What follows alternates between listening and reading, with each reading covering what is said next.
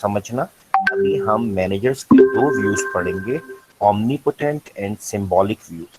ایک میں ہم کہتے ہیں کہ مینیجر ہی ذمہ دار ہے ہر اچھائی کا اور ہر برائی کا, اور ایک میں ہم کہتے ہیں نہیں مینیجر کے علاوہ بھی کچھ چیزیں. تو پہلا ہم نے یہ پڑھنا ہے.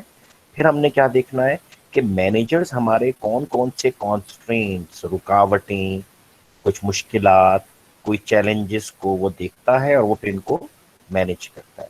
اور پھر ہم ڈسکس کریں گے کہ کسی بھی آرگنائزیشنل کلچر جو ہے, جو اس کے اندر کا, جو اس کا کیا کہو گے, اس کو کلچر کو ہم کلچر ہی کہتے ہیں, ٹھیک ہے. تو وہ کسی آرگنائزیشن کا کلچر کیا ہے اور وہ کیوں اہم ہوتا ہے. اگر آپ نئی آرگنائزیشن میں جاتے ہیں تو آپ کو کیوں بتایا جاتا ہے کہ ہماری آرگنائزیشن کا یہ کلچر ہے, یوں ہم کرتے ہیں, یوں نہیں کرتے, یہ کام ہم کرتے ہیں نہیں, یہ کیوں امپورٹنٹ ہے. اور پھر ہم ڈسکرائب کریں گے current issues in organizational cultural. ایک آرگنائزیشن کا جو کلچر ہے اس میں کیا کیا ایشوز آتے ہیں جو ایک مینیجر کو دیکھنے پڑتے ہیں. ہم شروع کرتے ہیں, بسم اللہ الرحمن الرحیم. اب وہ کہتے ہیں مینیجر دو طرح سے بات کے دو پرسپیکٹو ہیں. ون از اومنیپوٹنٹ اور دوسرا ہے سمبولک. اومنیپوٹنٹ کیا ہوتا ہے؟ یہ ہوتا ہے کہ ایک مینیجر کو ہم کہتے ہیں جناب یہی سب کچھ ہے. مطلب اگر اس کو انگریزی میں سے ترجمہ کیا جائے نا اومنیپوٹنٹ کا, تو وہ مقتدر اعلیٰ, یعنی جس کو ہم اللہ تعالیٰ کو کہتے ہیں نا کہ سب قدرت اس کے ہاتھ میں ہے, تو اس کا میننگ کچھ اس قسم کا بنتا ہے. لیکن ہم اس کو نہیں کہیں گے, ہم یہ کہیں گے کہ اس آرگنائزیشنل کے لیول کی حد تک تمام کی تمام طاقت جو ہے وہ اس مینیجر کے پاس ہے. اسی کے پاس طاقت بھی ہے اور وہی ذمہ دار ہے. اگر کوئی چیز اچھی ہو رہی ہے تو اومنیپوٹنٹ ویو کے مطابق وہ اس مینیجر کا کمال ہے, اور اگر کوئی چیز بری ہو رہی ہے تو وہ اس مینیجر کی خامی ہے. پہلے بتاؤ میری یہ بات سمجھ میں آئی ہے؟ یس سر. آ گئی سر. امپورٹنٹ ویو کیا ہے, پھر بتا رہا ہوں کہ the view that managers are directly responsible for an organizational success or failure. یہ جو آپ کا مینیجر ہے اس کے پاس سب طاقت ہے اور وہی ذمہ دار ہے اچھائی کا. اگر گولز مل گئے تو اس کو شاباشی ملے گی, اور اگر برائی کی گولز نہ میٹ کیے شاید اس کو نکال باہر کیا جائے, اس کو پھینک دیا جائے. تو دیکھتے ہیں ذرا اس کو. پہلے اس میں کیا کہہ رہا ہے, کہہ رہا ہے کہ نارملی اس والے پوائنٹ آف ویو کے اندر اگر ہم رہیں تو ریوارڈز اور پروموشنز ہوتی ہیں اس بندے کی on better performance and achieving targets. اگر اس مینیجر کی ٹیم یا وہ آرگنائزیشن اپنا کیا کہتے ہیں پروفٹ اپنا اچیو کر لے, اپنے گولز اچیو کر لے, اپنا ٹارگیٹ اچیو کر لے, تو نارملی اس بندے کو پروموٹ کر دیا جاتا ہے, اس کو سینئر مینیجر کچھ اور بنا دیا جاتا ہے, اس کو پیسوں کی مد میں کوئی بینیفٹ دیا جاتا ہے, اسے کوئی سواری کی مد میں, کوئی رہائش میں, یعنی اس کی کوئی نہ کوئی بہتری ہوتی ہے. لیکن اگر وہی مینیجر کی انڈر ٹیم یا آرگنائزیشن اپنے گولز اچیو نہ کر پائے, اپنے ٹارگیٹس کو نہ میٹ کر سکے, تو پھر اس بیڈ پرفارمنس کی پنشمنٹ بھی مینیجر کو ملتی ہے کہ بھائی جان آپ تھے اور آپ ہی ہیں. تو اب ذرا دیکھو, میں تمہیں اس کی ایک مثال دیتا ہوں, اس کو پڑھو. Not only in business organization, بڑی بڑی بات نہیں کرتے, ذرا لوکل پہ آتے ہیں, but also in other field like sports coach. ذرا نوٹ کرو, جو ایک کوچ ہوتا ہے یہ ایک مینیجر ہوتا ہے جو اپنی ٹیم کی پرفارمنس کو امپروو کرنے کے لیے ہائر کیا جاتا ہے اور لاکھوں روپے کا کیا جاتا ہے. ہاں یا نہیں؟ دیکھو جب تک سر. جیتتی رہتی ہے نا, جب تک یس ٹیم سر. جیتتی رہتی ہے وہ مینیجر ٹھیک ہے سر جی. کو شاباشیاں بھی ملتی ہیں, اس کو لیٹرز بھی ملتے ہیں, اس کو دعوتیں بھی اس کی ہو رہی ہوتی ہیں. پانی اس کی دعوتیں بھی ہو, ایک انڈیا میں دوائیاں اور بھی کھا لی.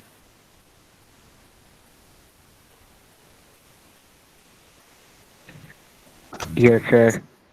اچھا اب سنو, تو جب تک وہ جیت رہی ہوتی ہے ٹیم نا, تو اس کے مینیجر کو, اس کے کیپٹن کو شاباشیاں ملتی ہیں, جو وہ مینیجر ہیں, جی اس نے بڑا اچھا مینیج کیا, کوچ نے بڑا اچھا ان کو ٹرین کیا, کیپٹن نے بڑی اچھی میچ کھیلا یا اس میں گائیڈ کیا. لیکن جو ہی دیکھو وہ میچ ہارتے ہیں نا, تو کپتان کو سب سے پہلے گالی پڑتی ہے. ہاں یا نہیں؟ پتہ چلتا ہے ٹیم ایک سیریز ہار کر آئی تو کوچ بدل دیا. تو یہ دیکھو اس نے بڑی اچھی, اور آپ کی بک کی مثال ہے, بک کو پڑھنا شروع کرنا. میں نے تمہیں پہلے بھی کہا تھا بک پڑھو, میں ہر چیز وہیں سے لا رہا ہوں, میں نے یہ چیزیں اس میں سے خود ڈالی ہیں. آپ کی پرانی پریزنٹیشن میں یہ نہیں تھی, میں نے یہ سب ڈالی ہیں. وجہ کیوں ہے کہ بیٹا اگر آپ وہاں سے پڑھو گے نا تو ایک کہانی کی طرح پڑھا رہا ہے. میں تو ایسے آپ کو کہانی سنا رہا ہوں نا, لیکن آپ نے ایک دفعہ وہاں سے پڑھنا ہے, آپ کو سمجھ میں آئے گا کہ یار یہ تو مزے کا ہے. کہ اگر آپ کلاس کے سی آ رہے ہیں تو ابھی طلحہ جو ہے, طلحہ از دا مینیجر. اگر یہ سب کام صحیح کرے, اٹینڈنس لگ رہی ہو, بچوں کے اسائنمنٹس کے نوٹ میسجز جا رہے ہوں, ان کی مسائل میرے پاس آ رہے ہوں کہ سر کلاس کو یہ مسئلہ ہے، تو طلحہ از اے گڈ مینیجر، اس کو شاباشی ملتی رہے گی، ریوارڈ یہ کیا ہے جی، شاباش طلحہ، شاباش طلحہ۔ لیکن جس دن پتا چلا کہ طلحہ نے کوئز کے بارے میں نہیں بتایا، چلو ایک دفعہ معافی ملی، پھر پتا چلا طلحہ نے اسائنمنٹ کا بھی نہیں بتایا، ایک اور معافی، لیکن شاید تھرڈ ٹائم معافی کی گنجائش ختم ہو جائے گی اور میں کلاس میں آتے ہی کہوں گا یار طلحہ اب سی آر نہیں ہے، نیا بندہ کوئی بھی میں بنا رہا ہوں۔ دیکھو کیا ہوا، یہ اومنی پوٹینٹ ہے، جس میں ہم کہتے ہیں کہ فائدہ بھی مینیجر کا اور نقصان بھی۔ اگر اچھا کام کرو گے تو فائدہ تمہارا، اور اگر برا کام کرو گے تو نقصان ہوگا۔ پہلے بتاؤ بات یہاں تک سمجھ میں آتی ہے؟ یس سر. سر جی لیکن ایک مسئلہ بھی تو ہے نا یس اس سر. ہاں بولو کیا مسئلہ ہے؟ سر یہ اس کو کہتے ہیں جس طرح اب ہمارے ادھر بعض دفعہ ایسا ہوتا ہے کہ اگر کوئی بھی کمپنی ہے کچھ بھی ہے نا، تو وہ اگر ایک بندے کی وجہ سے اگر سکسیسفل ہو رہی ہے، ٹھیک ہے، وہ بندہ اپنی جی جان سے محنت کر رہا ہے اور اس نے سکسیسفل کر دیا ہے، تو بعد میں جا کے وہ کچھ ٹرمز اینڈ کنڈیشنز اس کے لیے ایسی رکھ دیتے ہیں وہ جن کے اوپر نہیں پورا اتر سکتا، لیکن وہ پھر اسے مینجمنٹ سے ہٹا دیتے ہیں، یعنی ایز اے مینیجر سے ہٹا دیتے ہیں۔ یہ دیکھو وہ وہ کمپنی غلط نہیں کرتی ہے وہ اس پڑھیں انسان کے گے، ساتھ؟ ابھی ہم وہ پڑھیں گے نا، ابھی ہم اس کی جب ایتھکس میں جائیں گے نا تو ہم پڑھیں گے کہ آپ نے اپنے مینیجرز کو بھی، اور یہ میں تھوڑا مختصر سا بتا کے آگے چل رہا ہوں لیکن سمجھ جاؤ تاکہ تمہیں جواب مل جائے۔ آپ نے، میں نے ایک جملہ بولا تھا پچھلی کلاس میں، ریٹینشن کا، ریٹین کرنا، اپنے امپلائیز کو بھاگنے نہیں دینا، ان کو مایوس یس سر۔ ہاں چلو یس سر کا مطلب ہے کہ میں نے پڑھایا تھا۔ اب ذرا دوبارہ سے دیکھ لو، اگر مینیجر محنت کر رہا ہے تو یہ کانسیپٹ کہہ رہا ہے اس کو شاباشیاں دو، اس کو ریوارڈ دو، اس کو پیسے دو، اس کو فیسیلیٹیٹ کرو تاکہ وہ ریٹینڈ رہے، وہ اس آفس سے بھاگے نہیں۔ یہی تو خوبصورتی ہے اپر مینجمنٹ کی، ٹاپ مینجمنٹ کی، ورنہ تو آرگنائزیشن بند ہو جائیں گی۔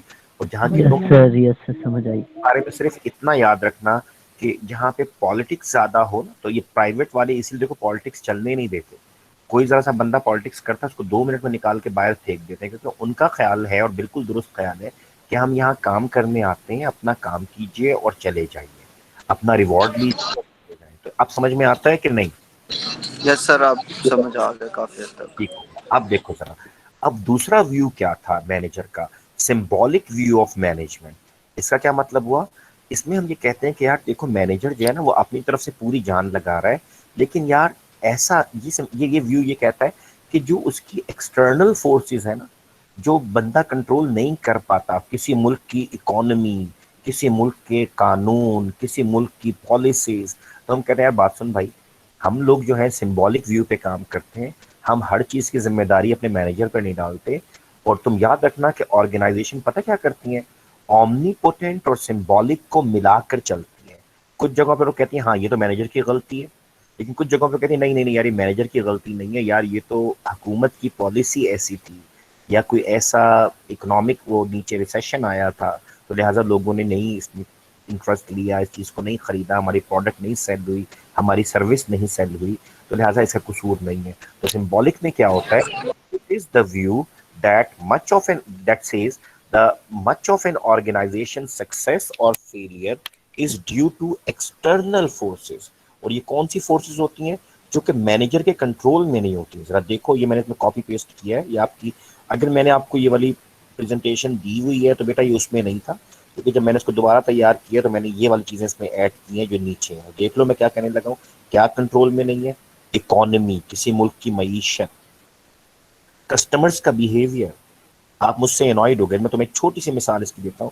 آپ نے شاید، آپ کو یاد ہو کہ جب یہ حضور صلی اللہ علیہ وسلم والا واقعہ ہوا تھا، جو انہوں نے کچھ خاکے وغیرہ شائع کیے تھے، تو ہمارے پورے پاکستان میں ایک لہر اٹھی تھی، ہم نے ایک انٹرنیشنل کمپنی کو معافی مانگنے پہ یا جھکنے پہ مجبور کیا تھا، اینڈ دیٹ واز کہ ہم نے انٹرنیشنل برانڈز یوز کرنے چھوڑے تھے۔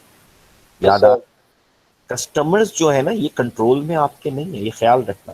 جب تک آپ اچھی سروسز، اچھے کام کر رہے ہیں تو آپ ایک کنٹرول میں ہیں۔ تو نوٹ کرو ہم نے پیپسی چھوڑی، بہت سے لوگوں نے دوبارہ پی رہے ہیں، مان رہے ہیں، لیکن وہ ایک جذباتی کیفیت میں آ کے ضرور ہوا تھا کہ بائیکاٹ ہو گیا تھا۔ تو دیکھو یہ مینیجر کے بعد بس میں نہیں تھا۔ گورنمنٹ کی پالیسیز بعض اوقات اس کے کام میں آ جاتی ہیں، وہ اس کو نہیں کر سکتا۔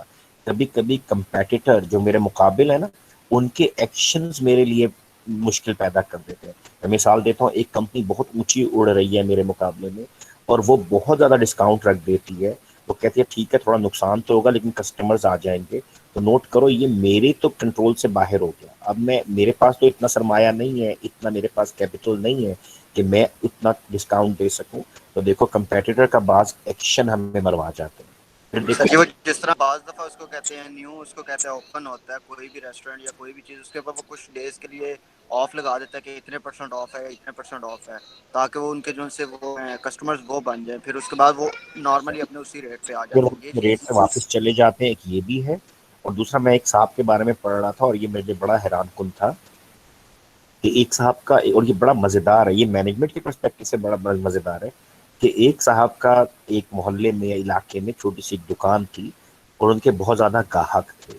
اور اتفاق کیا ہوا, اور یہ عرب کوئی وہ تھا جو میں پڑھ رہا تھا, کہ ان کے ہمسائے میں اسی چیز کی جو وہ بیچتے تھے ایک اور دکان کھلی. تو اب دیکھو ہونا کیا چاہیے تھا, جو یہ پہنے والے صاحب تھے, اگر ہم جیسے کوئی ہوتے ہیں دماغ خراب جن کا اللہ پہ ایمان ذرا کم ہوتا, تو ہم یہاں پہ ڈسکاؤنٹ لگاتے, پنگے کرتے کہ لوگ ادھر ہی آئیں, نئی دکان پہ نہ جائیں. تو میں وہ پڑھ رہا تھا کہ اس بندے نے کیا کیا کہ اس نے ایک دن کے لیے اپنی, جس دن اس کا افتتاح تھا دوسری دکان کا, اس نے اپنی دکان آف کی اور لکھ کر لگا دیا کیونکہ آج فلاں دکان کھلی ہے, لہٰذا اس کی خوشی میں اپنی دکان بند کرتا ہوں. تو کسی نے اس سے پوچھا کہ تم نے یہ حرکت کیوں کی ہے؟ اس نے کہا کہ میری روزی اللہ کے ہاتھ میں ہے, میرا رزق اللہ کے ہاتھ میں ہے, وہ مجھے دے گا, تو میں کیوں کسی اور کے لیے رخنا بنوں, کسی اور کے لیے رکاوٹ بنوں.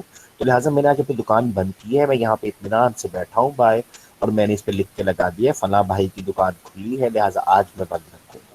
دیکھو کتنی مزے کا. اگر میں اس کو بحیثیت انسان یا مسلمان یا عام انسان سوچوں تو شاید یہ جیسچر میرے لیے بہت بڑا ہے, میں اسی بندے کا وہ بن جاؤں گا گاہک. یار یہ دیکھو, تو اگر اس کو پازیٹیو سوچو نا تو میرا ذہن تو اور اچھا ہوگا, یہ بندہ اچھا ہے, اس نے اس کے لیے قربانی دی ہے. تو چیک کرو کمپیٹیٹرز کے ایکشن ضروری نہیں ہے کہ دوسرے کو نقصان پہنچانے کے لیے ہوں, کبھی کبھی بہتر بھی ہوتے ہیں. انڈسٹری کی کنڈیشن, اب میں آپ سے ایک مثال دیتا ہوں. فرض کرو کہ ایک انڈسٹری بیٹھ رہی ہے گاڑیاں بنانے کی, فرض اب تو پاکستان میں اٹھ رہی ہے لیکن ویسے بات کرتا ہوں, تو اگر انڈسٹری بیٹھنا شروع ہو جائے, لوگ خرید نہ رہے ہوں, خریدنے کی پاور, بائنگ پاور کہتے ہیں, ختم ہو گئی ہو, تو اب مینیجر کچھ نہیں کر پائے گا بیچارہ, وہ اس کے کنٹرول سے باہر ہے, وہ لوگوں کو پیسے نہیں بانٹ سکتا. تو پتا چلا کہ انڈسٹری کنڈیشن بھی فرق ڈالتی ہے, اور ڈیسیژنز ڈالتے ہیں بعض اوقات made by the previous manager. کون سے ڈیسیژنز؟ جس طرح حکومتیں آتی ہیں نا, تو آ کے پہلے 3-4 سال تو روتی رہتی ہیں پچھلی حکومت نے یہ کیا تھا. بالکل ایسی کمپنیز میں بھی ہوتا ہے بعض اوقات کہ مینیجرز آ کے وہ, یہ ان کو پتا چلتا ہے کہ جو پچھلے والوں نے کام کیا تھا اس کی وجہ سے ہمیں یہ لاس ہو رہا ہے. اب کیونکہ انہوں نے جو فیصلے کیے ہیں وہ میں نہیں بدل پا رہا, وہ فیصلے شاید لانگ ٹرم ہے, لیکن جب وہ ختم ہوں گے تو میرا کام شروع ہو جائے گا. تو لہٰذا یہ بھی نوٹ کرنا ہے کہ بعض اوقات پریویس مینجمنٹ کے ڈیسیژنز جو ہیں وہ بھی ہمارے لیے چیلنج بن جاتے ہیں, تو یہ مینیجر کے کنٹرول سے باہر ہوتا ہے. کتنے ویوز بنے؟ 2. اومنی پوٹینٹ اور سمبولک. اومنی پوٹینٹ کے اندر ہوتا ہے کہ ہم اس مینیجر کو مکمل طور پر ذمہ دار ٹھہرا دیتے ہیں. سمبولک میں ہم کہتے ہیں کہ نہیں, یہ بندہ پورا ذمہ دار نہیں ہے, بہت ساری چیزیں اس کے کنٹرول سے باہر ہیں. ہاں یا نہیں؟ تو پھر سر کیا ہوئی آپ سب کے ذہن میں بتاؤ؟ اومنی پوٹینٹ اور سمبولک.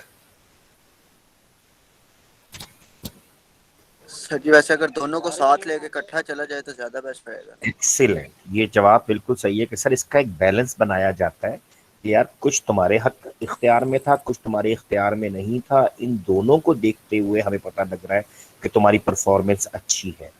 سر جی کیونکہ اس کو کہتے ہیں اگر خالی اومنی پوٹینٹ رکھا جائے گا تو وہ اس کو کہتے ہیں مینیجر جو ہے وہ تنگ آ جائے گا کہ یار ہر چیز کا میرے اوپر اس کو کہتا ہے بلیم آ رہا ہے, سکسیس کر رہی ہے تب بھی فیلئر آ رہا ہے تب بھی. اگر سمبولک کرتے ہیں تو جو سے امپلائیز یا دوسرے ہوں گے مینیجر کے علاوہ وہ کہیں گے کہ ہمارے اوپر ہر چیز آ رہی ہے.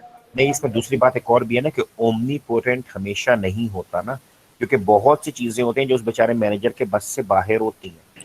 وہی نا سر جی, اسے بعض دفعہ نہیں بھی پتہ چلتا کون سی پرابلم ہے, تو وہ پھر بھی اگر اسی کے اوپر ہی آ جائے تو وہ تنگ آ جائے گا اس چیز سے. تو اس لیے ہم نے ان دونوں کو ملا کر چلتے ہیں, ایک بیلنس بنایا جاتا ہے, وہ کمپنی کے کلچر میں خود بخود بن جاتا ہے کہ بھئی یہ ذمہ داری. اب میں مثال میں دیتا ہوں, میں کہتا ہوں یار طلحہ آج کوئز ہے, اور طلحہ نے کہا سر بالکل ٹھیک ہے, اور آج ہی سٹرائک ہو گئی. اب دیکھو طلحہ نے اپنے طور پہ, اگر میں اس کو اومنی پوٹینٹ میں رکھتا نا تو طلحہ کی گردن اڑا دیتا کہ بھائی کیوں نہیں ہوا آج پہ. لیکن مجھے یہ بھی دیکھنا ہے کہ سمبولک بھی ہے, یہ جو سٹرائک ہوئی ہے یہ طلحہ کے کنٹرول سے باہر ہے. سی آر صاحب مینیجر ہیں کلاس کے, لیکن سی آر صاحب سے مینج نہیں, وہ ورک اسٹرائک نہیں روک سکتے.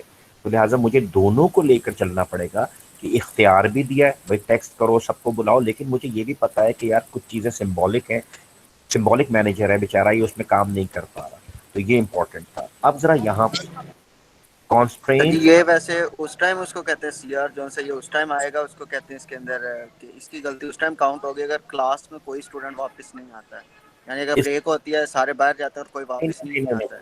نہیں نہیں نہیں نہیں, یہ بھی ایکسٹرنل ہے. دیکھو سنو, اس نے اگر ٹیکسٹ نہیں کیا تو یہ مارا گیا, اور اگر اس نے ٹیکسٹ کر دیا اور لوگ نہیں آئے تو یہ بچ گیا. تو یہ خیال رکھنا صحیح ٹھیک. کہ یہ ہم لوگ ڈیسائیڈ کر رہے ہوتے ہیں بیٹھ کے نا, مینجمنٹ کا کام یہی ہوتا ہے غلطی کا تعین کرنا اور نیکسٹ ٹائم وہ غلطی نہ دہرانا. اب ذرا نیکسٹ دیکھو, constraints of on managerial discretion. دیکھو یہ تمہاری مینیجیریل طاقت ہے جہاں سے تم ڈیسائیڈ کر رہے ہوتے ہو, ٹھیک ہے. اب وہ کیا کہتا ہے, external constraints come from the organization environment. جو میری آرگنائزیشن کا انوائرمنٹ ہے وہاں سے ایکسٹرنل کانسٹرینٹس آئیں گے, بیرونی کانسٹرینٹس آئیں گے. اور جو میری آرگنائزیشن کے اندر کا کلچر ہے وہاں سے مجھے اس طرح کے کانسٹرینٹس ملیں گے جو کہ میری آرگنائزیشن کے انٹرنل کانسٹرینٹس ہوں گے. میں مثال دے دیتا ہوں اس کی بھی. فار ایگزامپل جہاں کہیں پاکستان میں ایک کامن ہے کہ فیمیل کو ایک اہمیت دی جاتی ہے, اٹ از بیٹر کہ یار اگر کوئی فیمیل ہے اور ہماری ٹیم میں تو نارملی ہم یہ کہتے ہیں کہ یار ان کو آپ مغرب سے پہلے چھٹی دے دیجیے. کیوں جی, کیونکہ ہمارا کلچر یہ ڈیسائیڈ کرتا ہے کہ یار ٹھیک ہے they have to look after their home. تو جو مرد ہوتے ہیں یہ رات کو 12 بجے تک بیٹھتے ہیں. ایون جو میں نے اپنے سافٹ ویئر کلچر میں دیکھا ہے تو پوری پوری رات لڑکوں کو رہنا ہوتا ہے, جب ڈپلائمنٹ ڈیٹ آتی ہے تو یہ پوری راتوں کو وہیں رہتے ہیں. لیکن اب کانسٹرینٹ کیا آ رہا ہے, اگر میرے پاس فیمیل کوانٹٹی زیادہ ہے, نمبر زیادہ ہے فیمیل کا, اور ان سب کو جلدی چھٹی دے رہے ہیں تو ڈیفینیٹلی ایک مشکل آنے والی ہے, کانسٹرینٹ آنے والا ہے, میرے پاس مین پاور کم ہو جائے گی جو مجھے چاہیے.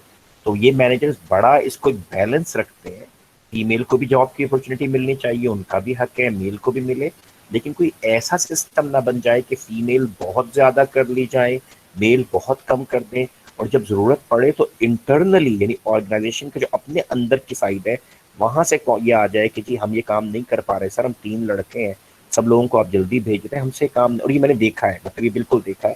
تو لہٰذا میں یہ نوٹ کر رہا ہوتا ہوں, اگر آپ میڈیسن کی پیکنگ کی فیکٹریز, اگر آپ کپڑے کی پیکنگ کی فیکٹریز دیکھیں تو آپ کو فیمیل زیادہ نظر آتی ہے, کیونکہ وہاں پر ایک لگا بندھا سی روٹین ہے.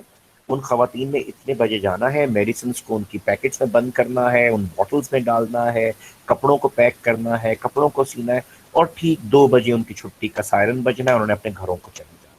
لیکن جو سافٹ ویئر انڈسٹریز میں آپ لوگ ہو, یہاں پر تھوڑا سا ہوتا ہے کہ ہم جابس دیتے ہوئے, جابس پہ رکھتے ہوئے سوچ رہے ہوتے ہیں کہ کون سا بندہ کس جاب کے لیے فٹ ہے, کس کو ہم نے ایسا رکھنا ہے کہ جو کہ 24 آورز اویلیبل ہو, کتنے لوگ ایسے ہیں جو کہ وقت پہ چلے جائیں. تو دیکھو یہ ہے آرگنائزیشنل کلچر اس کے اندر کا, اور آرگنائزیشنل انوائرمنٹ یہ میں پڑھاؤں گا بھی آگے کہ جناب حکومت نے پالیسی یہ بنا دی, پھر فلانا کام یوں ہو گیا, کوئی لا ایسا پاس ہو گیا. تو مینجمنٹ کی جو ڈسکریشن ہے, ڈسکریشن ہوتا ہے جو اس کے پاس طاقت ہوتی ہے نا فیصلہ کرنے کی, جو اس کے پاس طاقت ہے کوئی کام کرنے کی, تو اسے کام پہ 2 چیزیں اثر انداز ہو رہی ہیں. ایک انٹرنل کانسٹینٹ جو کہ اس کے آرگنائزیشن کے اندر کے ہیں, اور ایک آرگنائزیشنل انوائرمنٹ سے آ رہے ہیں جو کہ ایکسٹرنل کانسٹینٹس ہیں, جس کو میں نے اکانومی کہا, جس کو میں نے پالیسیز کہا. اب اس کو دیکھنا شروع کرو. ایکسٹرنل انوائرمنٹ ذرا غور کرنا, those factors and forces outside the organization that affect its performance. دیکھ لو کیا کہہ رہا ہے کہ وہ اس قسم کے فیکٹرز یا فورسز جو کہ باہر سے ہماری آرگنائزیشن کی پرفارمنس کو متاثر کریں. تو کہتا ہے اس کا مطلب کیا ہوا, کہتا ہے یار یہ ہماری آرگنائزیشن کے انٹرنل کلچر سے نہیں آ رہا, ہمارے اندر کے لوگوں سے نہیں ہو رہا, یہ کہیں باہر سے ہو رہا ہے. اس نے کہا وہ کیسے, اس نے کہا دیکھیے آپ کے پاس کوئی ایسی امپیکٹ آنے شروع ہوئے جو کہ شاید ٹیکنالوجی کے حوالے سے ہے.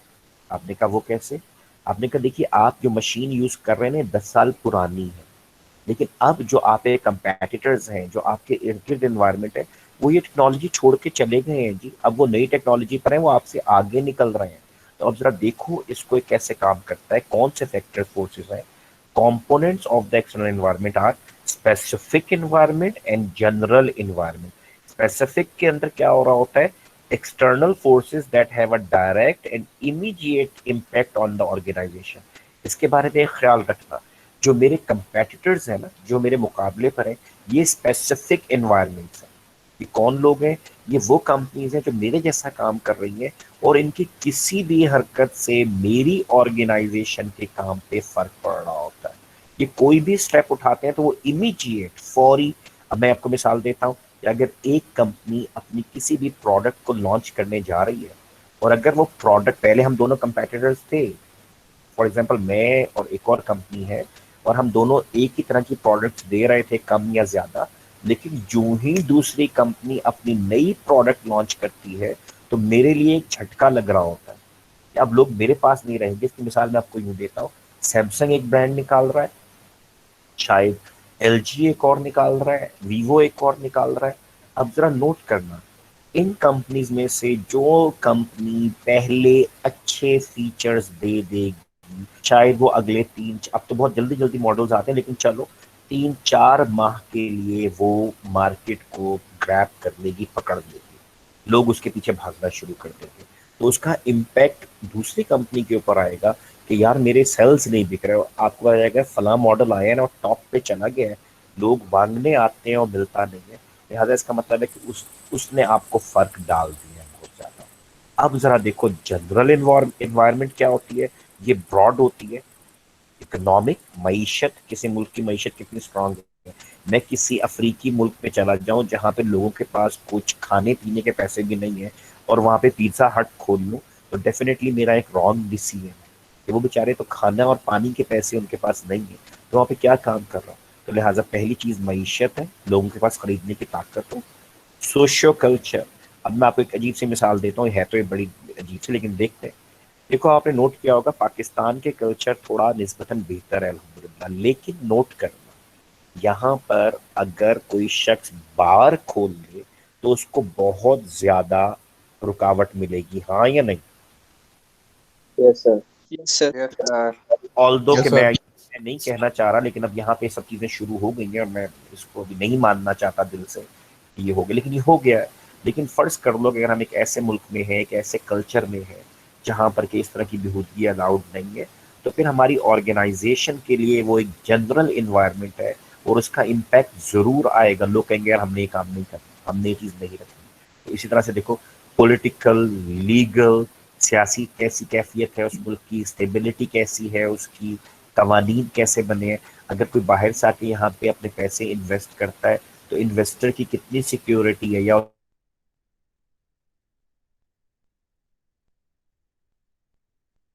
ہماری یہ جو میں مثال دیتا ہوں کہ یہ ایک پرٹیکولر ریجن کی بات کرتے ہیں کہ یار اس علاقے کی خصوصیت یہ ہے کہ یہاں کے لوگ شلوار قمیض پسند کرتے ہیں, مثال کے طور پر. تو اب اگر ہم ایک کمپنی کھولنا چاہ رہے ہیں تو ہم جنید جے ڈاٹ کا ہم کرتے بنا بنا کر بیچیں گے. ہمیں پتا ہے کہ یار یہ جس جگہ پہ ہم پینیٹریٹ کر رہے ہیں وہاں پہ کرتوں کی ضرورت ہے, لوگ پسند کرتے ہیں, اور کرتے بنا کم لوگ رہے ہیں, بلینزا وغیرہ جو ہے وہ کم ہے, اتنے وہ پینٹ شرٹ میں زیادہ ہے. تو دیکھو جے ڈاٹ نے صحیح ہٹ کیا اور وہ صحیح بلندی کے اوپر چلا گیا. وہ اپنے ریجن کو سمجھ رہا تھا, اس کو معلوم تھا کہ میں کس علاقے میں کیا کام کر رہا ہوں. ٹیکنالوجیکل, جو میں نے تھوڑی دیر پہلے آپ سے ایک بات کی تھی, باتوں میں اسی پوائنٹ پہ میں نے کہا ٹیکنالوجی میری 10 سال پرانی ہے, اور نئی جو کمپنی ہے اس نے 10 سال کے بعد اب نئی ٹیکنالوجی لی ہے, تو میرے اوپر امپیکٹ آئے گا, مجھے فرق پڑے گا اس چیز سے. اور پھر دیکھو گلوبل کنڈیشنز دنیا کی, آج کل تو ہمارے پاس اسی کتاب تو پرانی ہے, لیکن آج کل اگر آپ دیکھو تو ہم گلوبلی ایک عذاب میں مبتلا ہیں, اللہ تعالیٰ سب کو اس سے بچائے, کرونا میں, کووڈ میں, جس کی وجہ سے پورے گلوب کی, پورے ریجن کی, پوری دنیا کی جو کنڈیشن ہے وہ بدل گئی ہے. کاروبار شرنک کر گئے ہیں, چھوٹے ہو گئے ہیں, کام اتنا زیادہ نہیں رہا, مزدور بے روزگار ہو رہے ہیں, کمپنیز بند ہو رہی ہیں, بینکرپٹ ہو رہی ہیں. تو لہٰذا یہ وہ انوائرمنٹ ہے جو جنیرک ہے, جنرل ہے, لیکن اس کا امپیکٹ چیک کرو کہ ہر آرگنائزیشن کے اوپر آتا ہے. پہلے بتاؤ کچھ سمجھ میں نہیں آیا؟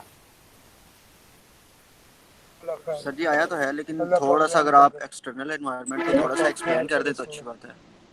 ایکسٹرنل فورسز کو دیکھ لو، جو میں بات کر رہا تھا. ایکسٹرنل دو طرح کی ہیں، اسپیسیفک. اور اسپیسیفک میں تمہیں پہلے ہی کہہ دیا کہ میرے کمپیٹیٹرز اور ایسی چیزیں جو کہ میرے فیصلوں پہ، میری آرگنائزیشن پہ ڈائریکٹ اثر انداز ہوں.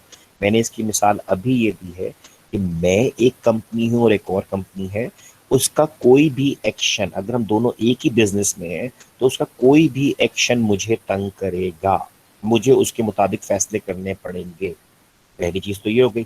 اور جنرل کے اندر کیا ہے، ہم کہتے ہیں کہ براڈ ہوتا ہے، اس کے اندر معیشت بھی آتی ہے، اس ملک کا کلچر بھی آتا ہے.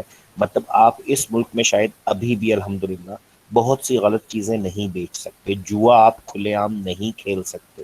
تو ایسے بزنس یہاں پہ بھی الاؤڈ نہیں ہے، اور انشاءاللہ اللہ کرے نہ ہو. سمجھ میں کیا آیا کہ جو جنرل انوائرمنٹ ہے وہ جنیرک ہے، وہ دنیا پورا گلوب اور ہمارے ارد گرد کی چیزیں ہیں. اور جو اسپیسیفک انوائرمنٹ ہے، جو لوگ میرے بزنس کے ساتھ اٹیچڈ ہیں، مجھ جیسا کام کر رہے ہیں. اب سمجھ میں آتا ہے؟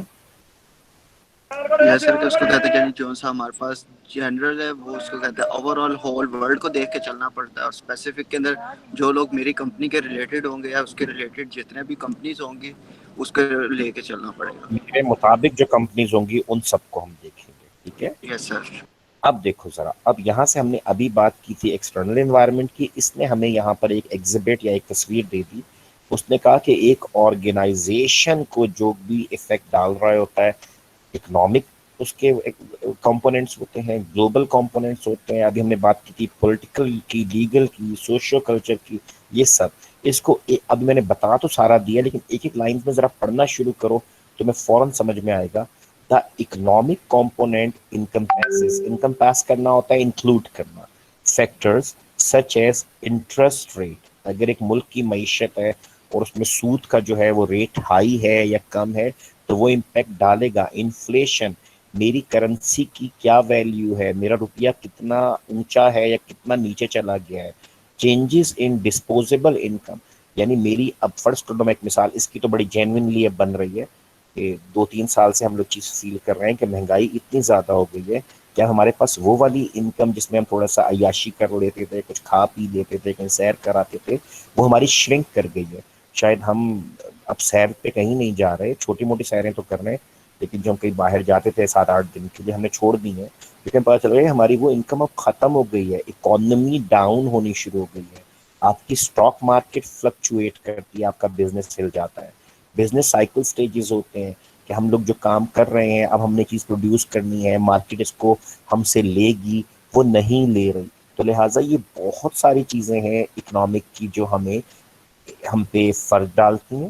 اور اب اگر آپ سوچو تو چھوٹی سی مثال ہے، ایک پوری انڈسٹری ہے جیپ کی، جو ناران کاغان میں ہے، جو چترال میں ہے، جو گلگت سکردو میں. نوٹ کرو کہ اگر لوگ نہیں جا پا رہے، اور بہت سے لوگوں نے بتایا کہ ہم بھی نہیں گئے کئی سال سے، تو اب نوٹ کرو اس کا مطلب یہ ہے کہ وہ انڈسٹری سفر کرنا شروع ہو چکی ہے، وہاں کے ٹورسٹ کم جا رہے ہیں، لہٰذا اس کا نقصان ہوگا. وہ ایک آرگنائزیشن کہہ لو، وہ ایک پوری انڈسٹری کہہ لو، وہ تھوڑا سا نیچے آ گئی. اب آگے دیکھو ڈیموگرافک کمپوننٹ کیا ہوتے ہیں، کہ آپ کا ایک پورا ایریا ہے، اس ایریا کے لوگ کس طرح سے رہتے ہیں. ڈیموگرافی، سوری، پاپولیشن، کتنے لوگ ہیں، with trends in population characteristics. اب دیکھو میں نے جس جگہ پہ کام کر رہا ہوں تو مجھے دھیان رکھنا ہوگا کہ کس جینڈر کے لوگ زیادہ ہیں اس علاقے میں، ان کی ایج گروپ کون کون سی ہے، وہ پڑھے لکھے کتنے ہیں، ان کی جو لوکیشن، جو ہم جس میں کہا جیوگرافک لوکیشن، وہ کیا ہے، ان کے پاس پیسے کتنے ہوتے ہیں، ان کا فیملی سٹرکچر کیسا ہے. میں اس کی مثال یوں دیتا ہوں، پاکستان میں زیادہ جوائنٹ فیملی سسٹم تھے آج سے 15 سال 20 سال پہلے تک، اور ابھی بھی ماشاءاللہ بہت سے لوگ جوائنٹ فیملیز میں رہ رہے ہیں. تو لہٰذا یہاں کا کلچر انٹائرلی ڈفرینٹ ہے یورپ کے، جہاں پر آپ 18 سال کے بعد کسی بھی بچے سے کہتے ہیں کہ اگر آپ نے شادی کرنی ہے تو اپنا گھر لیجئے، اپنا ٹیکس الگ سے پے کیجئے. تو وہ لوگ ہم سے الگ ہیں. تو اب جو ہم پہ فرق پڑے گا وہ ڈیموگرافک کمپوننٹ کا یہ پڑے گا کہ لوگ کون ہیں، مرد زیادہ ہیں، عورتیں زیادہ ہیں، ایجوکیشنل بیک گراؤنڈ کیا ہے. تو ہم اس کے مطابق ڈیسائیڈ کریں گے، ہم اپنی پروڈکٹ کو اس کے مطابق لانچ کریں گے. اب میں اس کی مثال یوں دیتا ہوں، ایک ایسا علاقہ جہاں کے لوگوں کی تعلیم بالکل نہیں ہے، اور بیچارے نہیں پڑھ سکے کسی بھی وجہ سے، وہاں پہ اسکولز نہیں ہے کچھ بھی. آپ وہاں پر جا کر شاید ایک گانے سنانے والا موبائل تو بیچ سکتے ہیں, آپ وہاں پہ کتابیں نہیں بیچ سکتے. یس اور نو؟ یس سر. یس سر. تو ڈیموگرافک کمپوننٹ جو ہے نا ہم پہ بہت فرق ڈالتا ہے. اسی طرح اگر ایک علاقہ جس میں کام کر رہا ہوں وہاں پہ جوانوں کی تعداد زیادہ ہے تو میں پھر جوانوں کے مطلب کی چیزیں زیادہ رکھوں گا, میں اس چیز میں ان ہونا چاہوں گا. تو لہٰذا یہ چیزیں بھی ہم پہ بہت فرق ڈال رہی ہیں. پولیٹیکل اور لیگل کمپوننٹ کو دیکھو کہ آپ کی حکومت, اس کے لاز, اور پھر دنیا کے لاز. فرض کرو کہ میرے ملک کے اندر یہ ہے کہ اگر یہاں پر کوئی بھی بندہ کام کرے گا, فرض کر لیتے ہیں, مجھے اب صحیح سے نہیں پتا, لیکن وہ 10% ٹیکس دے گا. اور میرے ساتھ ہی ایک اور ملک ہے اور اس نے کہا ہے کہ جی آپ کام کیجئے, صرف 3% آپ میں ٹیکس دے دیا کریں. تو مجھے بتاؤ پھر کون کہاں جائے گا کام کروانے؟ باہر. باہر جائے گا. سر اوبیس سی بات ہے, 3% والے کے جو کہہ رہے ہیں کہ 3% آپ نے اس کو کہتا ہے بس ٹیکس پے کرنا ہے, اس کے پاس جائیں گے. اب آپ یاد رکھو کہ اسی طریقے سے حکومتیں اپنے لوکل لاز بناتی ہیں. اگر آپ نے اپنے انویسٹرز کو ایسے لاز نہیں دیے جو کہ اس کو آسانی محسوس کروائیں, اس کو فیل کروائیں کہ میں پاکستان آتا ہوں, ایک دفتر ہے یہاں پہ میں درخواست دیتا ہوں, 1 ونڈو کانسیپٹ ہے, وہ درخواست خود ہی گھومتی ہے, 3 دن کے بعد میرے پاس آتی ہے اور کہتے ہیں کاروبار شروع کیجیے جی, بسم اللہ کریں. اس کے برعکس میں ایک جگہ جاتا ہوں, وہ مجھے کہتا ہے پہلے فلاں جگہ جائیں, اس سے NOC لے کر آئیں, میں وہاں سے لاتا ہوں. پھر وہ کہتا ہے آپ بجلی کے محکمے میں جائیں, بتائیں وہ آپ کو میٹر دے. تو مجھے آپ ایسی پالیسی کے اندر گھما کے مارتے ہیں, اور یہ میں نے بند ہوتے دیکھا ہے پاکستان میں. مطلب شاید یہ 1999 2000 کا واقعہ ہے. وہ اس لیے مجھے یاد ہے کہ اس میں سے ہمارے کچھ دوست بےچارے نکلے تھے, ہمارے اپنے کلاس فیلوز, کہ اتنا تنگ کیا گیا, پالیسی بنا دی گئی کہ آپ اسلام آباد کے اندر مکان میں بیٹھ کے سافٹ ویئر ڈیولپ نہیں کر سکتے. تو ایک سافٹ ویئر ہاؤس ان زمانوں میں یہ تھا, یہ سافٹ ویئر ٹیکنالوجی پارکس اتنے زیادہ نہیں تھے, تو ہوتا یہ تھا کہ کوٹھیاں کرائے پہ لے کے سافٹ ویئر ہاؤس بناتے تھے. تو مجھے یاد ہے کہ ایک بہت بڑی کمپنی جس میں ہمارے بہت سے دوست تھے, ان کو اتنا تنگ کیا گیا کہ آپ ریزیڈینشیل ایریا میں ہیں, آپ نے بورڈ یوں نہیں لگانا, آپ نے ٹیکس یوں نہیں دینا, آپ ٹیکس یوں دیں گے. آپ یقین کرو وہ پوری کی پوری کمپنی یہاں سے اٹھ کر اور وہ واپس چلی گئی, واپس نہیں بلکہ چلی گئی یہاں سے بنگلہ دیش. وہ کہیں باہر سے آپریٹ ہو رہی تھی, ہمارے کئی 100 بندوں کو اس نے نوکری دیے رکھی تھی, یہاں سے کام ہوتا تھا. لیکن جب پالیسیز اتنی بےہودہ ہو گئی, سن 2000 تھا بالکل, کیونکہ 99 میں ہم لوگ پاس آؤٹ ہوئے, 2000 میں وہ سارے دوست بیچارے 6-6 7 7 مہینے ان کو جاب کرتے ہوئے تھے. کمپنی بہت اسٹرانگ تھی, کمپنی نے کہا ٹھیک ہے پھر تم یہاں پہ رکھو, ہم تو گئے, اور وہ اپنا پورا سیٹ اپ اٹھا کر یہاں سے بنگلہ دیش چلے گئے. اور مجھے یاد اس لیے ہے کہ ہمارے دوست کچھ عرصے کے لیے, چند ہفتوں مہینوں کے لیے بے روزگار ہوئے تھے. تو دیکھو کتنا فرق پڑتا ہے پولیٹیکل اور لیگل. اگر آپ کی پالیسی صحیح نہیں ہے, ٹیک مائی ورڈز, آپ پھنسنے والے. اب ذرا آگے چلو, سوری کیا ہو گیا ہے. اب دیکھو سوشیو کلچرل کمپوننٹ, یہ بڑے مزے کی بات ہے کہ آپ کا رہن سہن کیسا ہے, آپ کا طریقہ کیا ہے, آپ کا. اب میں آپ سے مثال دیتا ہوں, اگر یہاں پہ آپ کو یہ بول دیا جائے کہ آپ ایک بزنس کریں گے اور اس بزنس میں آپ بہت سارے بت بنا کے بیچیں گے, ذرا سوچنا اس کو, چل جائے گا؟ نو سر. نو سر, یہاں پہ پاکستان میں تو نہیں چلے گا. پاکستان میں نہیں چلے گا سر, شاید کیونکہ آپ غلط بات کر رہے ہیں سر. یہاں پہ تو ویسے ہی بت من, تو یہاں نہیں چلے گا. اب میں آپ سے ایک بات کرتا ہوں, جو کہ اب تو خیر, پہلے آج سے کچھ سال پہلے جب مینجمنٹ کی بات کرتے تو ہمیں بات کہتے ہوئے بڑا فخر بھی ہوتا تھا, لیکن اب میں آپ سے بات کرتا ہوں. مجھے بتائیے کہ اگر میں آج سے 20 سال پہلے پاکستان میں ٹائٹس اور ٹاپ کی ایک بڑی سی کمپنی بناتا, جو سی کے برانڈڈ وہ آپ کو بیچتے, تو کیا آج سے 20 سال پہلے آپ کے خیال میں وہ بکتے؟ نو سر. لیکن نوٹ کرو آج وہ بک رہے ہیں. میری بات سمجھ رہے ہو یا نہیں؟ اس کا مطلب ہے کہ جو آپ کا سوشیو کلچر, آپ کی سوسائٹی کا کلچر ہے نا, وہ بدلا ہے, وہ چینج ہوا ہے, وہ امپیکٹ ڈالتا ہے ہمارے بزنس کے اوپر. تو آج آپ نوٹ کرو تو بک رہے ہیں, اس کے پہلے اشتہار دکھانے بھی منع ہوتے تھے, اب اس کے اشتہار بھی آ رہے ہیں ان برانڈس کے. تو نوٹ کرو, وہ کہہ رہا ہے the socio culture component is concerned with society and cultural factors.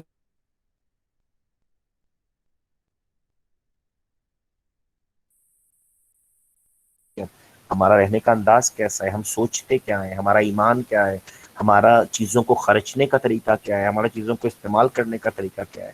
So that matters اے لاٹ. سو اگر یہ وہی والی بات ہے کہ کوئی چیز جو آپ کی سوسائٹی کے ساتھ اٹیچڈ ہے تو آپ اس کو نہیں یہاں پہ کر سکتے.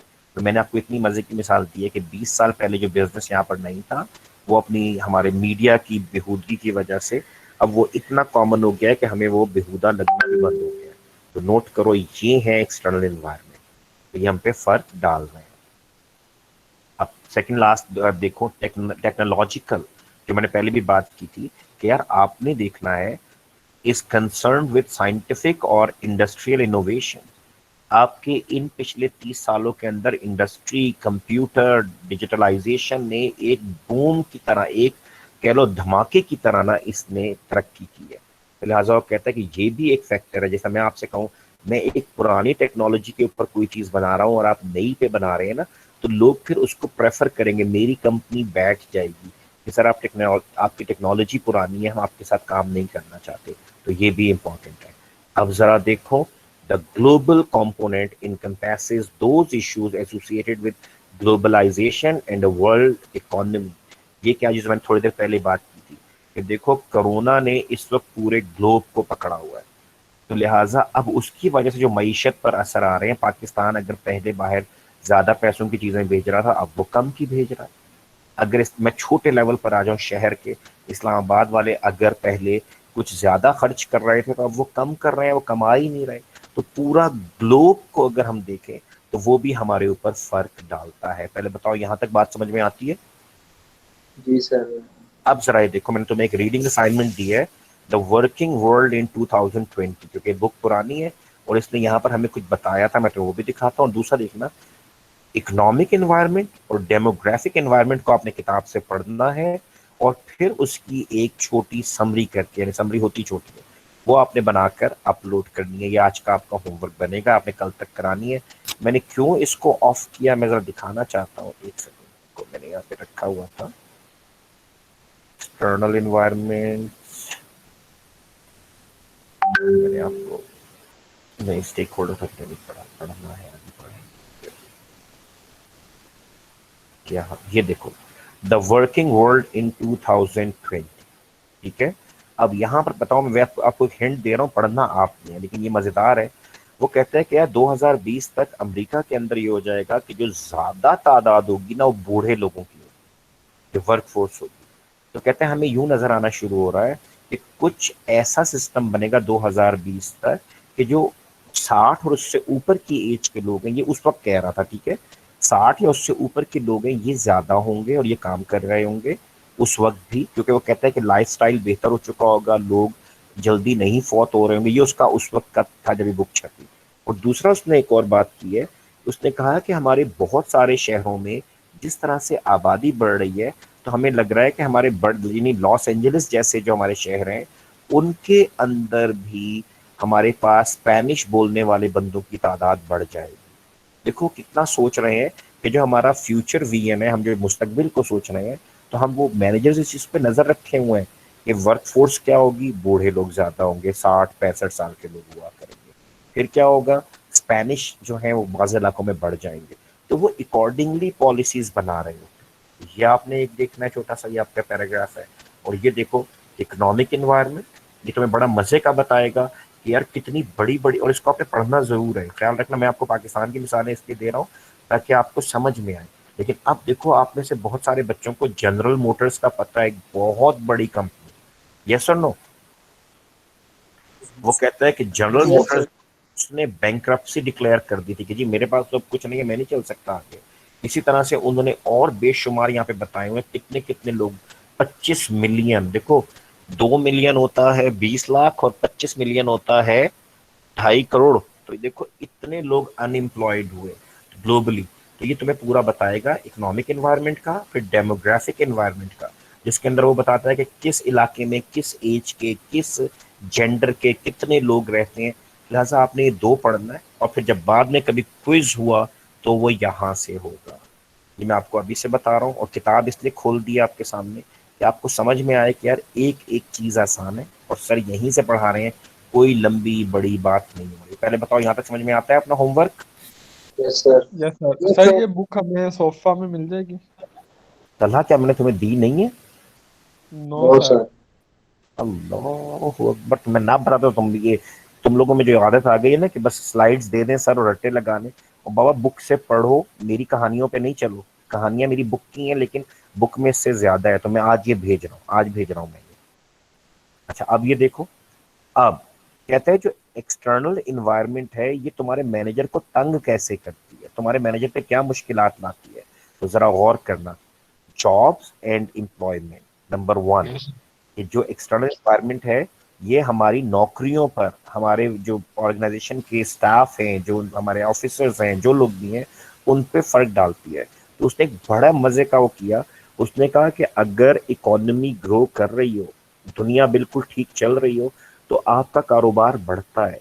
और फिर उसने फौरन ही एक पंगा लिया, उसने मिसाल दी रिसेशन की, यानी सॉरी, जिसमें उसने हमें ये बताया कि जब अमेरिका में और ये दुनिया में आया था बल्कि रिसेशन आया, तो उसमें ये था कि उनकी इकोनॉमी बैठी तो उन्हें अपने बंदे ले ऑफ करने पड़े, जॉब्स में कट लगाने पड़े, लोगों को निकालना पड़ा।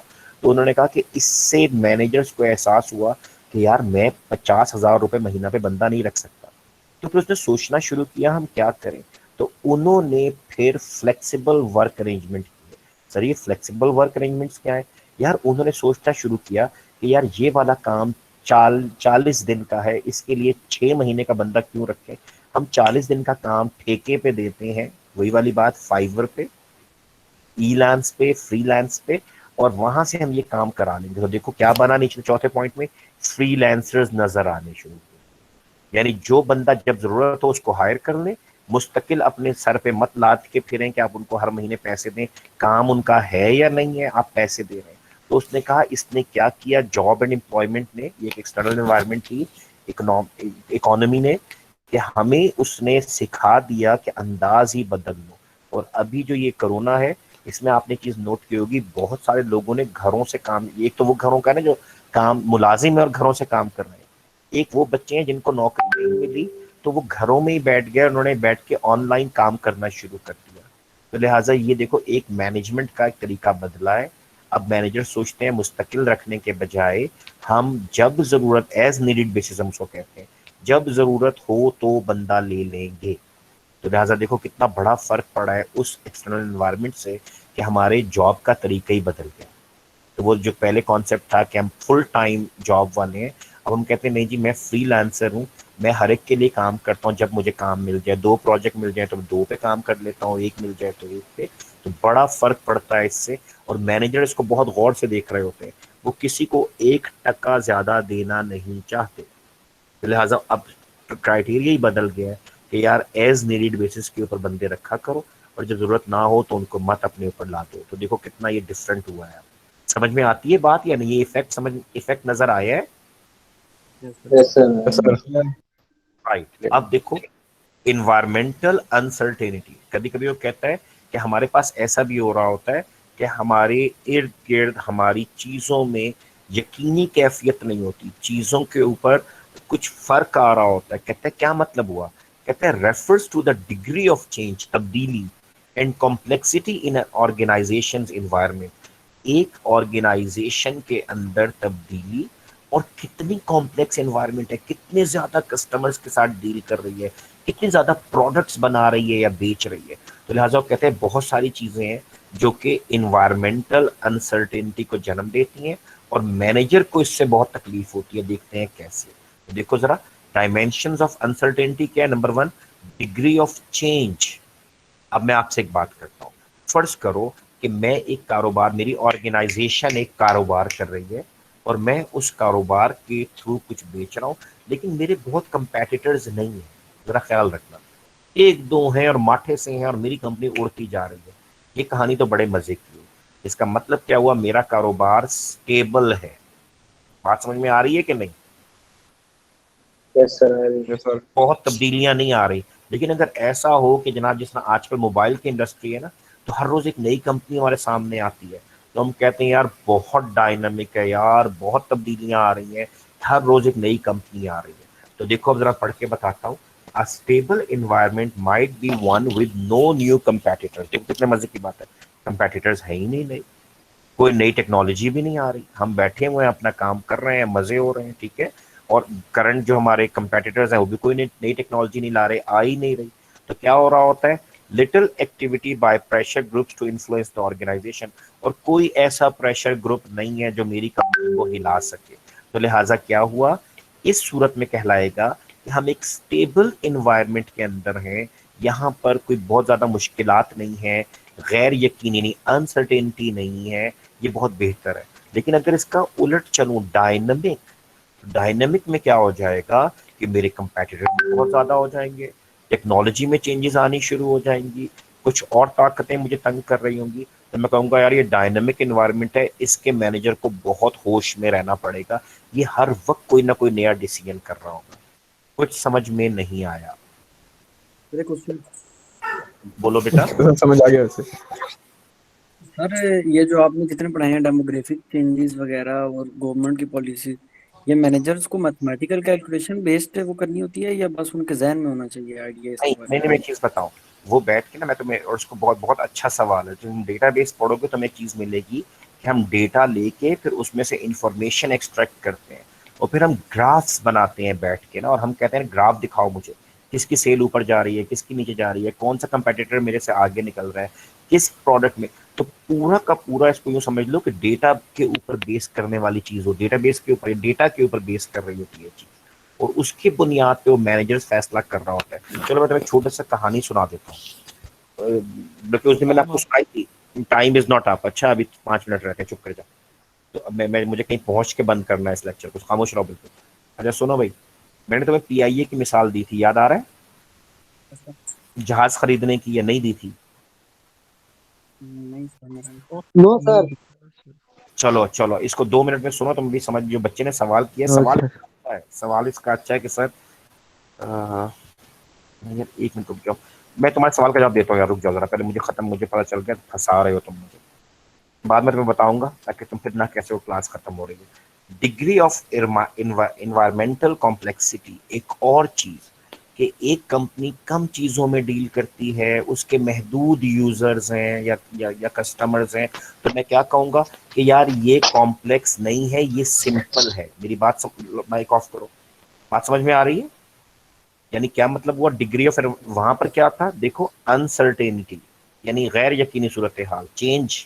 یہاں پر کیا ہے, ڈگری آف انوائرمنٹ کمپلیکسٹی, کہ میں کتنے کمپوننٹس کے ساتھ ڈیل کر رہا ہوں. کمپوننٹس کیا ہیں, میرے کسٹمرز ہیں, میرے سپلائرز ہیں, میرا سٹاف ہے. تو لہٰذا اگر وہ ایک لمیٹڈ نمبر ہے جو میں کنٹرول کر سکتا ہوں تو کمپلیکسٹی لو ہے. اور اگر ایک ایسی کمپنی ہے جو کہ بے شمار یوزرز کے ساتھ, بے شمار پروڈکٹس کے ساتھ, بے شمار سٹاف کے ساتھ, ڈفرنٹ گورنمنٹ اور نان گورنمنٹ آرگنائزیشنز کے ساتھ ڈیل کر رہی ہے, تو وہ ہم کہیں گے کہ کمپلیکس ہے. لہذا پڑھ کر دیکھو, which looks at the number of components in an organization's environment and the extent of the knowledge that an organization has about those components.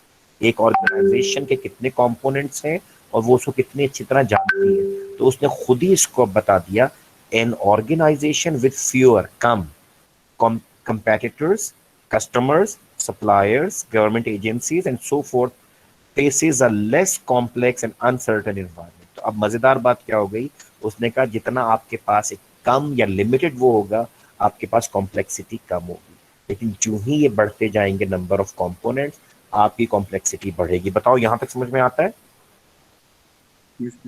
Exhibit 2.3 سے شروع کرتے وہی ہے اسٹیبل ڈائنامک والا. لیکن اب میں بتاؤں, فرض کرو ایک دفعہ ہم سب بیٹھتے ہیں, اور ابھی اپنی اٹینڈنس لگا دینا یار سارے بچے, صرف رج نمبر لکھتے جاؤ تاکہ طلحہ بعد میں اس کو لگا لیں.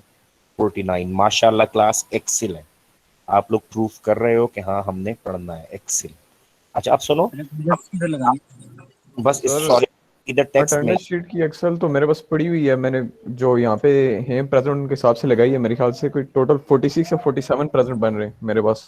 49 ہے نا, 48 یا 49 دیکھ. سر دو تو آپ کی بھی ہے نا, ایک جسے آپ پریزنٹ کر رہے ہیں اور ایک جسے آپ کی آڈیو آ رہی ہے, دو اس طرح سے آپ کے بھی آ رہے ہیں, پھر اور تھوڑے ایک کم بنتے ہیں نا. T C S S C ہوگا. چلو احتیاطاً ان کو لکھ لینے دو, سارے لکھ دیں, ٹھیک ہے. چلو اب میں ایک بات کرتا ہوں, ہم سب پی آئی اے کے مینیجرز بیٹھے ہوئے ہیں, اور آپ کہتے ہیں کہ سر اس سال ہم نے 70,000 لوگوں کو منع کیا ہے گلگت سکردو کی فلائٹس کے لیے. میں نے کہا کیوں منع کیا بھائی؟ آپ نے کہا سر جہاز ہی نہیں تھا. پھر ہم نے بات کی اچھا جناب جو مینیجر صاحب ہیں ہمارے مارکیٹنگ کے، ان سے ہم نے کہا کتنے لوگ اندازن تھے، آپ نے کہا 60,000 لوگ ہم نے منع کر دیے. پھر ہم نے جناب پوچھا کیا ہمیں جو ہمارے آپریشنس کے مینیجر ہیں وہ کھڑے ہوئے، انہوں نے کہا سر ایک نیا جہاز خریدنا پڑے گا. میں نے فائنانس والوں سے پوچھا، انہوں نے کہا سر بہت پیسہ ہے، فکر ہی نہ کریں. ہم نے اپنے لا والوں سے پوچھا، انہوں نے قانون اجازت دیتا ہے کہ پی آئی اے ایک نیا جہاز دے لے. ہم نے ساری باتیں بڑے آرام سے کی. اب سوچو پیسہ بھی ہے، آڈٹ آبزرویشن بھی کوئی نہیں ہے، لیگل رکاوٹ بھی کوئی نہیں ہے، بندے بھی 60-70 ہزار ایک سال کے ہم نے منع کر دیے کہ جی نہیں جانا آپ نے، جہاز نہیں ہے. تو کیا اب جہاز لے لیا جائے؟ یس اور نو؟ یس سر. یس سر. اب اجازت ہو. اجازت ہے، سب چیزیں ٹھیک ہیں، لے لیا جائے. یس سر. لے اب لیا جائے بجٹ کے حساب سے. سر سالانہ میں تو ہم نے سر منع کر 60,000 دیے ہم سر، نے چھوڑے ہیں منع کر دیے سر. تو سر وہ تو کسی اور میں چلے جائیں گے. نہیں چلو میں تمہیں اب میں اور اسپیسیفک کرتا ہوں. گلگت سکردو کے لیے ہمیں جہاز چاہیے، اور گلگت سکردو کے لیے جہاز اویلیبل نہیں تھے، ہمارے پاس کم تھا جہاز. تو اب بتاؤ لے لیں؟ پیسے بھی ہیں، لیگلی بھی الاؤڈ ہے، سب کچھ ہے. سر لینا تو بنتا ہے. بنتا ہے. اب ذرا غور سے سننا، مائک آف کر کے، صرف 2 منٹ کی بات رہ گئی ہے. 5 منٹ کلاس کے رہتے ہیں، 2 منٹ میرے. اب سوچو، پتہ ہے ایسا نہیں ہوتا جیسا اس بچے نے سوال کیا نا کہ سر کوئی میتھمیٹیکل وہ ہو رہا ہوتا ہے ذہنوں سے سوچ، نہیں نہیں نہیں نہیں، بہت میتھمیٹیکل ہوتا ہے، بڑی سائنس ہے اس مینجمنٹ میں. میں آپ سے کہوں گا کہ فوراً جائیے آپریشن والے حضرت اور جا کے مجھے یہ بتائیے کہ پچھلے 10 سال میں کتنے ٹکٹس بکے اور کتنے لوگوں کو منع کرنا پڑا. خیر وہ حضرت چلے گئے. نیکسٹ ڈے پھر میٹنگ ہوئی، میں مائک آف کروں گا. نیکسٹ ڈے ہم لوگوں نے دوبارہ سے اس کو دیکھا، اور اب کیا ہوا، جب وہ آئے تو وہ 10 سال کے ڈیٹا کے گراف بنا کر لائے. اور گراف یوں بن رہا تھا کہ 2011 میں ہمارے یہاں پہ کیونکہ ٹیررزم تھا تو ہمارے لوگ سیر کرنے گلگت سکردو آتے ہی نہیں تھے ٹورسٹ، تو ہمارا گراف نیچے آتا ہوا نظر آیا. پھر میں نے کہا 2011 دیکھو اور نیچے، 12 دیکھو اور نیچے، 13 دیکھو اور نیچے، وہ سب نیچے جانے شروع ہو گئے. اور 2019 میں ایک دم سے گراف اوپر گیا. اب میں نے آپ سے ایک سوال کیا مارکیٹنگ والوں سے، یا اپنے جو ہمارے وہ ہیں مینیجر جو ہے مارکیٹنگ کے، ان سے میں نے کہا مجھے یہ بتائیے 2018 میں یا 19 میں سوری، کیا چیز خاص تھی یا کچھ اور وجہ نظر آ رہی ہے؟ تو اتفاق سے وہاں پہ مارکیٹنگ کے صاحب بیٹھے ہوئے تھے، انہوں نے کہا سر 2019 کو فار ایگزامپل، یہ فیک ہے میں ویسے کہہ رہا ہوں، ہم نے K2 ایئر ڈکلیئر کیا تھا، تو پوری دنیا کے جو لوگ تھے نا وہ اٹھ کر سارے کے سارے پاکستان آ گئے، جنہوں نے نیپال جانا تھا، جنہوں نے انڈیا جانا تھا اپنی کلائمبنگ کے لیے، اپنی یہ پہاڑوں کی سیر کے لیے، سر وہ سارے ادھر آ گئے 2019 میں. اب میں نے آپ سے ایک سوال کیا، میں نے کہا کیا یہ چلتا رہے گا یا یہ آئندہ نہیں ہوگا؟ تو مجھے جواب ملا کہ نہیں سر یہ تو کبھی کبھی ہوتا ہے 5-7 سال کے بعد، تو اب تو یہ نہیں ہوگا. تو اب مجھے آپ کا جواب چاہیے، گراف کہاں جائے گا؟ ڈاؤن. نیچے سر. سر نیچے. ڈاؤن. اب آپ ذرا ایک جواب دیجئے، جہاز خرید لیں یا رہنے دیں؟ نیچے رہنے دیتے ہیں. رہنے دے. رہنے ہی دے سر. مائک آف کرو. سمجھ میں آیا بیٹا؟ دیکھو یہ چیزیں ہیں، یہی میں آپ کو بتانا چاہ رہا ہوں کہ یہ چیزیں آپ لوگوں نے سیکھنی ہے. اور دیکھو اب پتہ چلا کہ سر یہ تو واقعی ایک ڈفرینٹ چیز ہو گئی نا، کہ ابھی ہم کہہ رہے تھے 1.5 منٹ پہلے ہم کہتے جہاز خرید میں پیسہ دیا، لیکن اب پتہ چلا بیکار ہو جائے گا، زنگ لگے گا. سر نہیں چاہیے، کیونکہ ایک گراف پھر نیچے چلا جانا ہے خدا نہ خواستہ. نوٹ کرو، یہ مینجمنٹ جب ہو رہی ہوتی ہے تو یہ اکڑ بکڑ بمبے بو کر کے نہیں ہو رہی ہوتی. اس کے پیچھے ڈیٹا ہوتا ہے، اس کے پیچھے پوری ایک سائنس ہوتی ہے جس کے ذریعے سے ہمیں مدد مل رہی ہوتی ہے، سمریز بن رہی ہوتی ہیں، گرافس بن رہے ہوتے ہیں، اور ہم اس کی بیس کے اوپر ڈیسائیڈ کرتے ہیں. میں پہلے دن میں نے کہا تھا کہ مینجمنٹ ایک خوبصورت کام ہے. آپ آئی ٹی مینیجرز جو ہوتے ہیں نا، آپ لوگوں کے پاس ایک تو کمپیوٹر کا اسکل ہوتا ہے، دوسرا آپ کے پاس مینجمنٹ کا اسکل ہونا چاہیے، اور پھر آپ ڈیسائیڈ جب کرتے ہیں تو مزیدار ڈیسیجنز ہو رہے ہوتے ہیں. تو دیکھو یہ جہاز والی مثال اب یاد رکھنا، تمہیں یاد دلا، جب ڈیٹا بیس پڑھیں گے تو پھر دلاؤں گا. پتہ چلا کہ ڈیٹا کتنا اہم ہے، انفارمیشن کتنی اہم ہے. اگر یہ صحیح وقت پہ صحیح جگہ پر مل جائے تو آپ کا ڈیسیژن تباہ کن ہوتا ہے، اور اگر یہ صحیح وقت پر نہ ملے تو آپ یقین کیجئے آپ کا ڈیسیژن بھی پھر اور زیادہ آپ کے اپنے لیے تباہ کن ہوتا ہے. ڈن ہو گیا بچوں؟ یس سر. چلو. سر اور جو لڑکے نہیں آ سکے ان کو یس بتانا سر.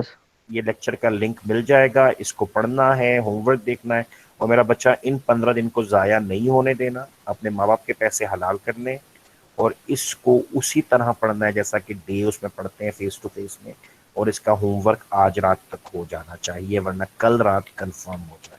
डन हो गया? Yes sir. Yes sir. Thank you बेटा लोग, thank you very much. Allah Hafiz. Allah Hafiz sir. अल्लाह हाफिज, फी अमानिल्लाह। अल्लाह हाफिज। इंशाल्लाह सर हो जाएगा वो बुक